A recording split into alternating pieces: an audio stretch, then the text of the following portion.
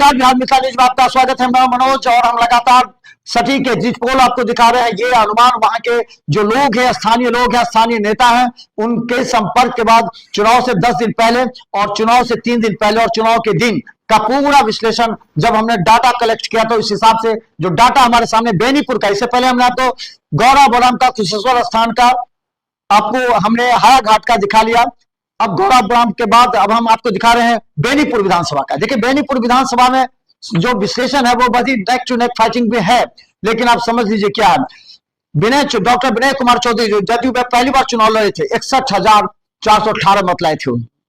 और हम बता दें, मिथिलेश चौधरी जो कि कांग्रेस के उम्मीदवार थे, उनको 54,826 था, यानी कि 4% मत के अंतर से, 6,500 मतों के अंतर से विनय चौधरी चुनाव जीते थे।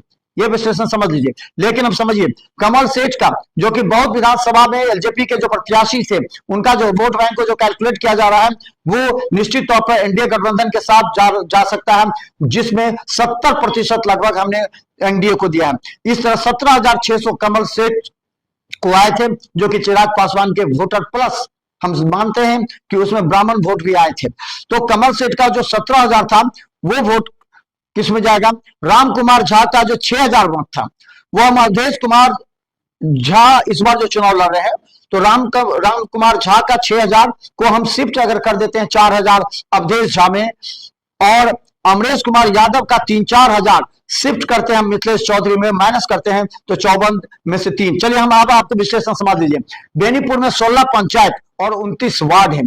इस तीनों में अगर विश्लेषण कर दीजिए तो हम बता दें, जो सर्वे बता रहा है उसमें 2 से 4% के अंतर से, 2 से 4% के अंतर से विनय चौधरी एक बार फिर लीड करते नजर आ रहे हैं। ये सबसे बड़ी खबर हम बता दें, जो exit poll Bihar Mithila news का बता रहा है, उसमें 2 से 4% से जदयू के विनय चौधरी, डॉक्टर विनय चौधरी एक बार फिर लीड करते नजर आ रहे हैं। अब समझिए विश्लेषण क्या है।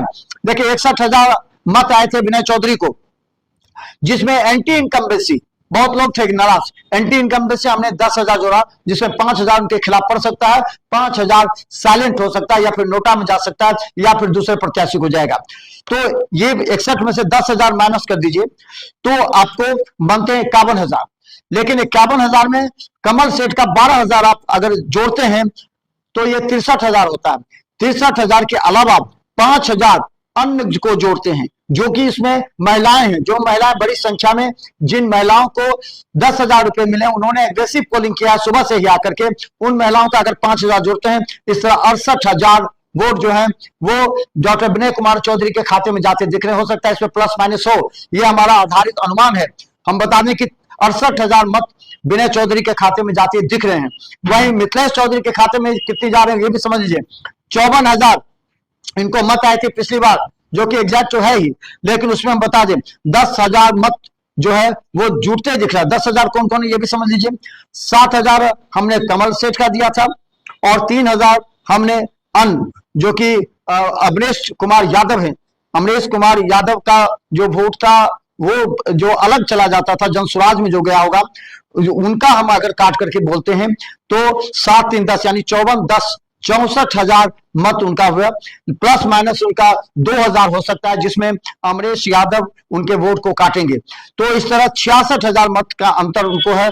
तो इस तरह हम बता दें 66 और 69 के आसपास विनय चौधरी को, तो 2-3 हजार के मतों से एक बार फिर विनय चौधरी लीड करते जा रहे हैं। ये हमारा जो सर्वे है, सटीक विश्लेषण एग्जिट पोल बता रहा है।